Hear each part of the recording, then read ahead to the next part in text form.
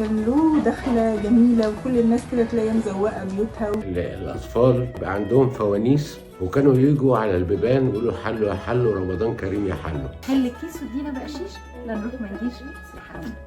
أول يوم طبعا كان كل الناس بتتجمع، بنقعد على السفرة مستنيين بقى ايه حاجة اسمها الرفرافة، شوية ملبس، شوية بندق، شوية فول سوداني، كان في عيش صايمين، ملوخية عشان تبقى سنة خضرا علينا.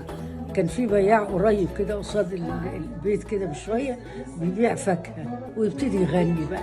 والفوانيس بقى والفلوس والبومب والصواريخ. اجواء مختلفه جميله مسحراتي ده كان من الحاجات الجميله جدا. يفوت ينادي اسامي رجاله البيت كلهم. الغنوة بتاعت لسه بدري دي بتخليني اعيط على طول.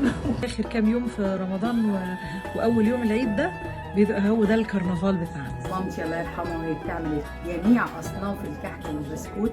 كان ليهم لبس كده لابسين الرواب الكاستور الكروازيه وقاعدين حوالين ترابيزه واطيه كده وقاعدين يجربوا وريحتها تملى البيت كده، تلاقينا بنتسابق على ان ناكل الخمسه سته اللي اتعملوا.